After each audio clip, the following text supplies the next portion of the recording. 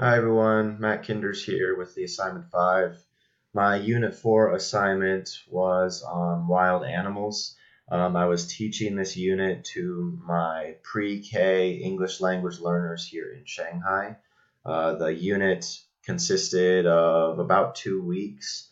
I teach English for 45 minutes a day with my class period, so I had to really spread it out. I had a lot of time to spread out a lot of different subjects over a long period of time. For this unit, do the tasks yield appropriate evidence of the identified understandings? What we were looking for was having the students recall the names of all of the animals in the unit. The animals were dog, cat, owl, eagle, bear, horse, alligator, fox, snake, and opossum. And we would also be looking for particular grammar cues like it's a fox, it's an alligator.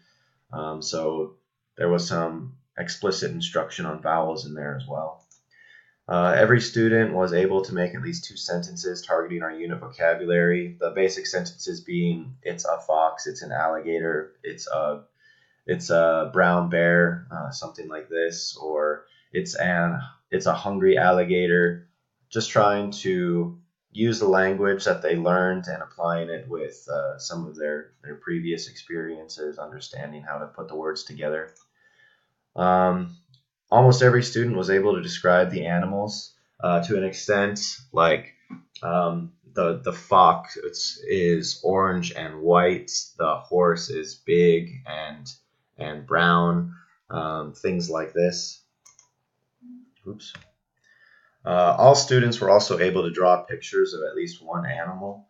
If they chose their favorite animal, they were able to draw it fairly well, or at least make an accurate representation of it. They really enjoyed that part of the unit. Do the tasks involve a complex real-world application of the identified knowledge, skill, and understandings? We differentiated the unit with identifying letter sounds of the animals and writing basic sentences. Again, that had to do with the vowels, A, E, I, O, U, and identifying the onset of many of the animals like Bubba Bear, Bubba Bee, things like this. We also would sing songs about the animals. Students got to act out the noises that many of the animals make, so it was very fun for all of the students. We have a lot of stories with some of the animals as main characters to teach small lessons of sharing and being nice, things like that. The students also created their own stories about the animals with some magnetic pieces of chipmunks and birds and horses, and they would tell a story either in Chinese or a simple story in English, whatever they could do just to put something together.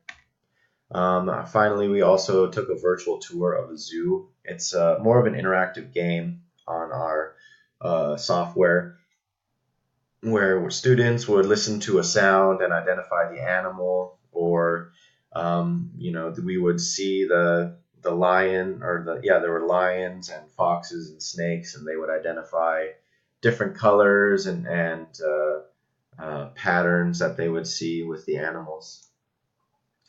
Are a variety of appropriate assessment formats used to provide additional evidence of learning? There was informal assessment by teacher observation, and the students conducted peer evaluations. During our reading, writing, drawing, singing, my co-teachers and I would be observing the students to make sure that they're using the language appropriately and sounding out words correctly. Um, Students would also get into pairs, and this is where the peer evaluation came in. They would be asking basic questions, essentially becoming little teachers, and quizzing each other on their pictures. What is it? It's a bear, it's a snake, it's a angry snake, it's a hungry fox, something like this. Um, and again, going back to their pictures, that's how the students comprehended their understanding.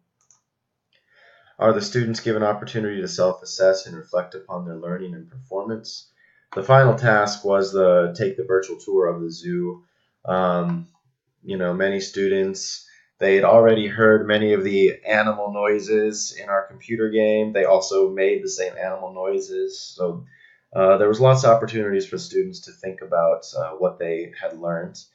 Um, and the flashcard games that we played in the classroom, they really enjoy because it's kind of like a hide and seek with the animal flashcards. They get to run around, they get to say what it is and what noise it makes.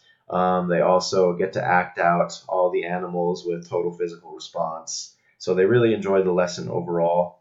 I think what I would change in the future is to spend more time on the vowel section because more of the students had a lot harder time discussing it's an eagle versus something like it's a eagle. They were quite catching on to that, so I would spend some more time with that. Otherwise, the games, the pictures, the songs, the books, the stories, they were all very well received, and a lot of students enjoyed the lesson. I would conduct everything at this age level again for this unit.